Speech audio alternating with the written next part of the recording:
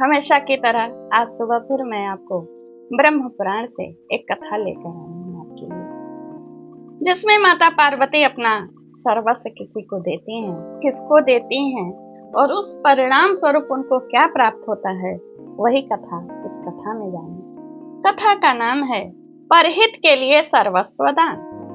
पर्वतराज हिमालय की पुत्री पार्वती भगवान शंकर को पति रूप में पाने के लिए कठिन तपस्या कर रही थी। तपस्या के अंत में ब्रह्मा जी ने उन्हें आश्वासन दिया कि भगवान शिव ही तुम्हें पति के रूप में प्राप्त हों।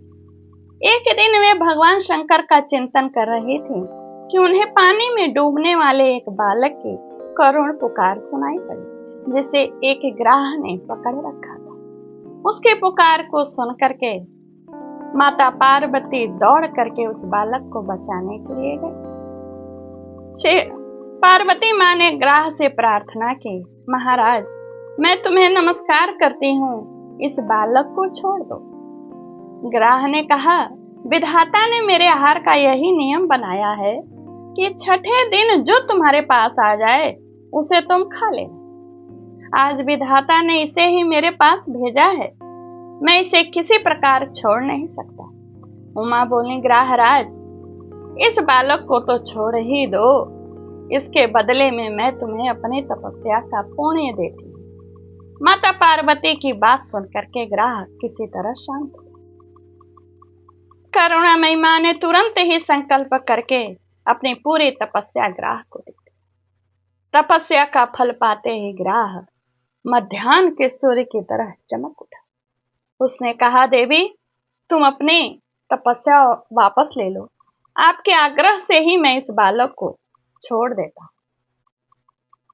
ग्रहराज ने देवी की, लेकिन पार्वती माता ने कहा, नहीं, मैंने तुम्हें अपना पुण्य दिया है, इसलिए मैं उस पुण्य को वापस नहीं लूंगी। तुम इस पुण्य को ग्रहण करो और बच्चे को छोड़ दो। तो बोले, मैं तो बच्चे को छोड़ ही दूंगा, लेकिन आप अपना पुण्य ले लीजिए। किंतु पार्वती माता ने स्वीकार नहीं किया वापस पुण्य को लेने के लिए। ग्रहराज ने देवी की भूरी भूरी प्रशंसा, बार बार नमस्कार किया, प्रणाम किया और बच्चे को छोड़ दिया। बालक आंसू भरे आंखों से माता को देखा। मां पार्वती को आंसू से भरे आंखों से अपनी कृतज्ञता मां पार्वती के चरणों में प्रकट की। देवी ने दुलार पुचकार कर उस बच्चे को सबल बना दिया और बालक को बचाकर उमा बहुत संतुष्ट और फिर से शिव जी की प्राप्ति के निमित्त तपस्या कर वही उनका उपक्रम आश्रम में आकर के फिर से शुरू हो गया।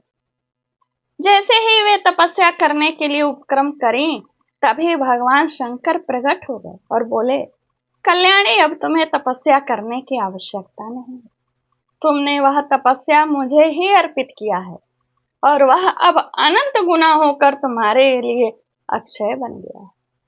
यह कथा ब्रह्म पुराण से आपके समक्ष प्रस्तुत की है।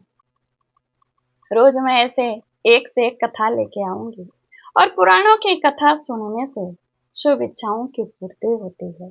ये नहीं कि कौन सी कथा सुनने योग्य है या नहीं, कोई भी कथा सुनिए पौराणिक कुछ न कुछ सिखाती भी है